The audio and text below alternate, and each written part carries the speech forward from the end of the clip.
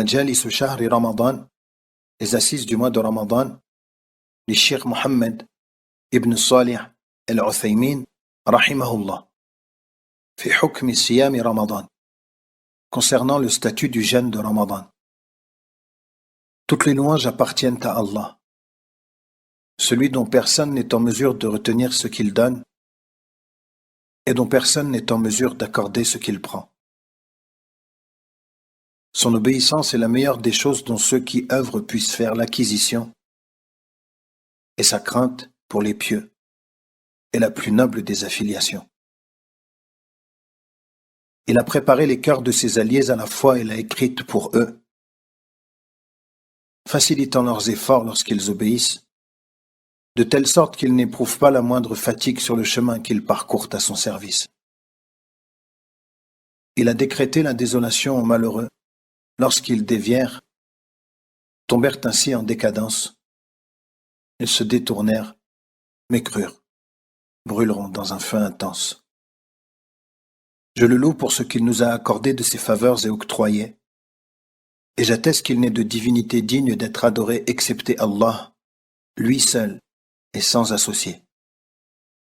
Il a défait les coalisés et les a éclipsés, et j'atteste que Mohammed est son serviteur et messager, celui-là même qu'Allah a élu et préféré, qu'Allah prit sur lui et aussi sur Abu Bakr son compagnon, qui surpasse tous les autres en vertu, quelle que soit la classification. Sur Omar, devant qui Satan s'est enfui et sauvé, sur Othman, aux deux lumières, d'origine aussi noble qu'immaculée. Et Ali, son gendre et fils de son oncle paternel dans la parenté, et sur le reste de ses compagnons qui ont acquis dans la religion les plus hauts degrés de la fierté que l'on puisse récolter, ainsi qu'à ceux qui les suivent de la meilleure des façons, aussi longtemps que les étoiles se lèveront et se coucheront, et qu'ils les saluent d'abondantes salutations. Mes frères, le jeûne de Ramadan est l'un des piliers de l'islam et l'un de ses plus importants fondements. Allah dit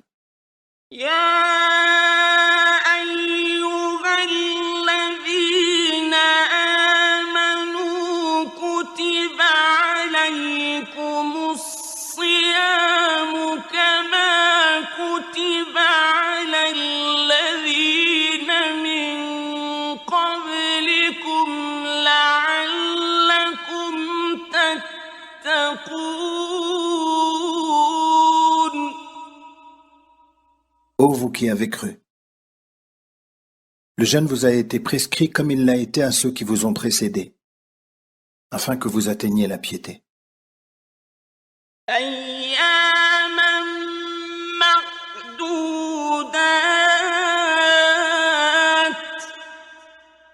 Il ne dure que quelques jours.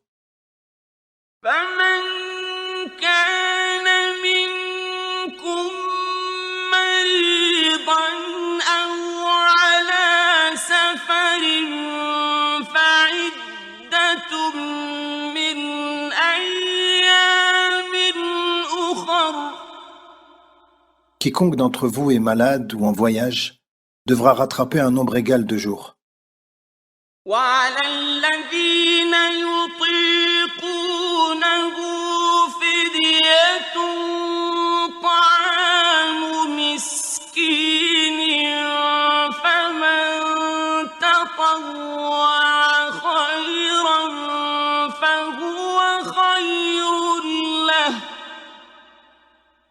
Mais pour ceux qui ne pourraient le supporter qu'avec difficulté, il y a une compensation, nourrir un pauvre. Et si quelqu'un le fait de son plein gré, c'est meilleur pour lui.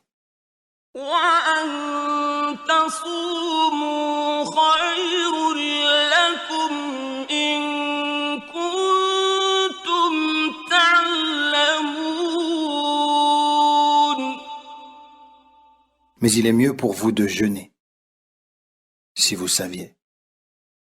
شهر رمضان الذي أنزل فيه القرآن هدى للناس وبينات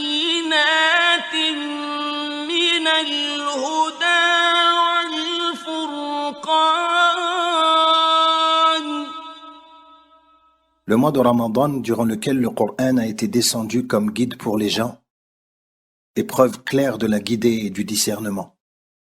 فمن شهد منكم الشهر فليصمه ومن كان مريضا أو على سفر فعدة من أيام أخر. Donc quiconque d'entre vous est présent en ce mois, qu'il jeûne. Et quiconque est malade ou en voyage, alors qu'il rattrape un nombre équivalent de jours. يريد الله بكم اليسر ولا يريد بكم العسر ولتكملوا العدة ولتكبروا الله على ما هداكم ولعلكم تشكرون. Allah veut pour vous la facilité et il ne veut pas pour vous la difficulté, afin que vous en complétiez le nombre et que vous proclamiez la grandeur d'Allah pour vous avoir guidé et afin que vous soyez reconnaissants. Et le prophète sallallahu alayhi wa sallam a dit: Bunya al-Islamu ala khams. L'islam est bâti sur 5 piliers.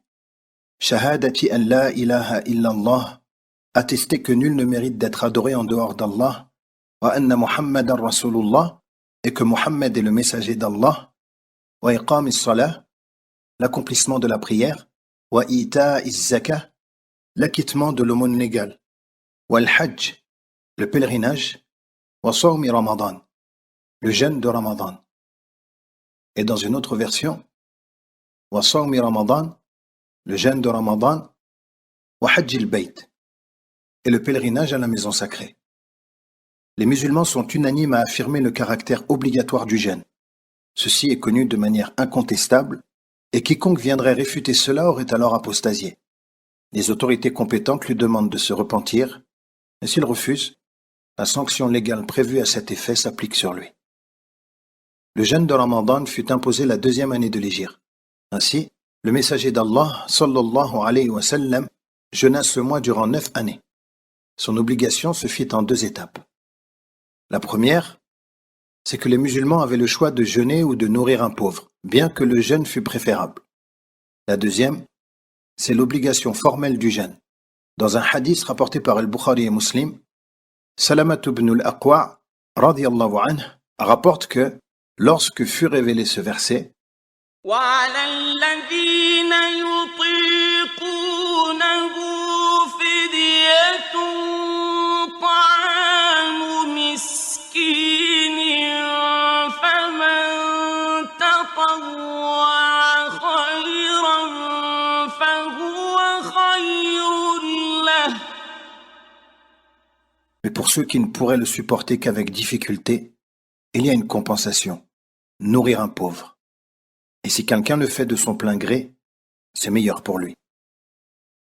Eh bien, lorsque ce verset fut révélé, celui qui voulait manger et ne pas jeûner, en donnant une compensation, pouvait le faire, jusqu'à ce que soit révélé le verset suivant qui abrogea cette dérogation. فمن شهد منكم الشهر فليصم. Donc, quiconque d'entre vous est présent en ce mois, qu'il jeûne. Allah imposa le jeûne à chaque musulman et annula le choix précédent. Le jeûne ne devient obligatoire qu'après avoir vu le croissant lunaire. Il n'est donc pas permis de jeûner avant l'entrée du mois, en vertu de la parole du prophète sallallahu alayhi wa sallam qui dit: La yataqaddamanna ahadukum Ramadan bi sawmi yawmin aw yawmayn. Qu'aucun d'entre vous ne fasse précéder Ramadan par le jeûne d'un jour ou 2.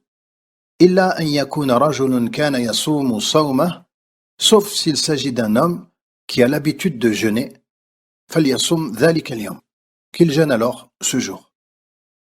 L'entrée du mois de Ramadan ne peut se faire que de 2 manières. Premièrement, la vision du croissant lunaire, en vertu de la parole d'Allah. فمن شهد منكم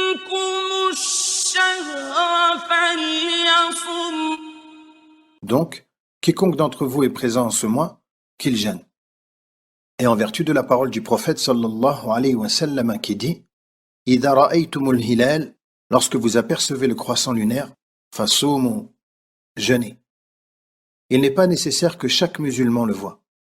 À partir du moment où un musulman intègre, dont le témoignage est accepté, l'aperçoit, son obligation s'étend à toute la communauté. Les conditions nécessaires à la prise en compte du témoignage de quelqu'un qui affirme avoir vu le croissant lunaire sont les suivantes. Il doit être pubère, doué de raison, musulman, et connu pour son honnêteté et sa bonne vision. Le témoignage d'un enfant ne peut donc pas être accepté.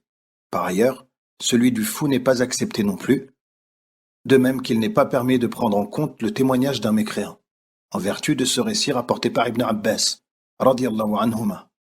جاء أعرابي إلى النبي صلى الله عليه وسلم فقال Un bédouin vint trouver le prophète sallallahu alayhi wa sallam et lui dit Inni ra'aytu al-hilal. J'ai certes aperçu le croissant lunaire. Yani Ramadan. Il veut dire du mois de Ramadan. Faqal. Le prophète sallallahu alayhi wa sallam lui demanda Atashhadu an la ilaha illallah. Attestes-tu que nul ne mérite d'être adoré en dehors d'Allah? Qala na'am. Le bédouin répondit oui. Qal. Le prophète sallallahu alayhi wa sallam lui demanda à nouveau Atashhadu anna Muhammadan Rasulullah? Attestes-tu que Mohammed est le messager d'Allah? Qala na'am. Le bédouin répondit oui. Qal. Le prophète sallallahu alayhi wa sallam a dit Ya Bilal, ô Bilal, adhin fin nas, fais l'annonce aux gens, falyasumu ghadan, et qu'ils jeûnent demain. Quant à celui qui est connu pour le mensonge ou l'empressement, et celui dont la vue est faible et qui n'est pas en mesure de l'apercevoir de façon fiable, leur témoignage n'est pas pris en compte. L'entrée du mois de Ramadan, et uniquement pour ce mois, peut être attestée par un seul homme, comme l'a rapporté Ibn Umar, radiyallahu anhuma. Il dit « Tara an-nasu al-hilal » Les gens se mirent à chercher l'apparition de la nouvelle lune. « Fa'akhbartu Rasulallah sallallahu alayhi wa sallam anni ra'aytuh » J'ai alors informé le prophète sallallahu alayhi wa sallam que je l'avais vu. Fasama, il jeûna alors, wa amara an-nas bis-siyami, et il ordonna aux gens de le jeûner. Ainsi, quiconque le voit de façon formelle devra en informer les autorités compétentes. Il en est de même pour le croissant lunaire du mois de Shawwal et de Dhul Hijjah, car l'accomplissement du jeûne, sa rupture et les rites du pèlerinage y sont liés, et que les moyens qui mènent à une action obligatoire le sont eux aussi. Une personne isolée qui voit le croissant lunaire en étant incapable d'avertir les autorités compétentes devra jeûner et faire son possible afin de prévenir les responsables religieux. Lorsque l'information de l'entrée du mois est annoncée par l'État, à travers la radio ou tout autre moyen de communication, les musulmans doivent s'y soumettre, que ce soit pour l'entrée ou la fin de Ramadan ou autre, car l'annonce officielle de l'État est un argument religieux qui est pris en compte et auquel il faut se plier. C'est pour cela que le prophète, sallallahu alayhi wa sallam, après avoir eu la confirmation de l'entrée du mois, demanda à Bilal, radiyallahu anhu, de l'annoncer aux gens et leur ordonna de jeûner. Et cet ordre implique de s'y conformer. Une fois que l'entrée du mois est confirmée de manière sûre et conformément à la législation, il n'y a nul besoin d'avoir recours aux estimations des positions lunaires. Car le prophète sallallahu alayhi wa sallam lie à l'entrée du mois à la vision, et non aux estimations. Il dit « Idha ra'aytumul hilal fasumu » Lorsque vous voyez le croissant lunaire, jeûnez. « Wa idha ra'aytumuhu fa'aftiru » Et lorsque vous le voyez, rompez le jeûne. Et il a dit sallallahu alayhi wa sallam « In shahida shahidani muslimani fasumu wa aftiru » Si deux témoins musulmans attestent de sa vision, alors jeûnez et rompez le jeûne. Deuxièmement, l'entrée du mois de Ramadan peut se faire également lorsque le mois précédent touche à sa fin au bout de 30 jours, car le mois lunaire ne peut pas dépasser cette durée. Il ne peut pas durer plus de 30 jours, ni moins de 29 jours. Il est possible que 2 ou 3 mois consécutifs aient une durée totale de 30 jours, ou que 2, 3, voire 4 mois aient une durée minimale de 29 jours, mais en général, un mois ou deux sont complets et le suivant ne dure que 29 jours. Ainsi, lorsque le mois précédent compte 30 jours, alors le jour suivant marquera l'entrée du nouveau mois, même si le croissant lunaire n'est pas aperçu. Et ce, en vertu de la parole du prophète sallallahu alayhi wa sallam qui dit « Sumu li ru'yati » jeûnez à sa vue, « Wa aftiru li ru'yati » et rompez le jeûne à sa vue. « Fa in rumma alaykum fa akmilu al-idda » et si sa vision vous est cachée en raison des nuages ou du brouillard, alors considérez que le mois dure 30 jours. Dans le recueil authentique de l'imam Ibn Khuzayma, Aïcha radiyallahu anha rapporte كان رسول الله صلى الله عليه وسلم يتحفظ من شعبان ما لا يتحفظ من غيره. Le messager d'Allah sallallahu alayhi wa sallam observait scrupuleusement le mois de Sha'ban, plus que n'importe quel autre mois. ثم يصوم لرؤية رمضان. Ensuite, il jeûnait à la vue de Ramadan. فإذا غم عليه, si sa vision était impossible, عد 30 يوما. Il comptait 30 jours. ثم صام. Ensuite, il jeûnait. À la lumière de tous ces hadiths, nous voyons que le jeûne du mois de Ramadan est exclusivement lié à la vision lunaire. Si celle-ci est impossible, alors il faudra considérer que le mois de Sha'ban dure 30 jours. Il n'est pas permis de jeûner le 30e jour de Sha'ban, que la nuit précédente soit claire ou couverte, en vertu de la parole d'Ammar ibn Yasir, radiyallahu anhuma. Man sama yawm ash-shak, celui qui jeûne le jour du doute, faqad asa Abal Qasim, aura certes désobéi à Abal Qasim, c'est-à-dire le prophète, sallallahu alayhi wa sallam. Ô Allah, permets-nous de suivre la guidée et écarte-nous les causes de la destruction et du malheur. Fais que ce mois soit rempli de biens et de bénédictions. Aide-nous à t'y obéir et éloigne-nous des sentiers de ta désobéissance. Pardonne-nous ainsi qu'à nos parents et à l'ensemble des musulmans, par ta miséricorde, toi le plus miséricordieux des miséricordieux. Que la prière et les salutations d'Allah soient sur notre prophète Mohammed, sa famille et ses compagnons, et ceux qui les suivent de la meilleure des façons, jusqu'au jour de la rétribution.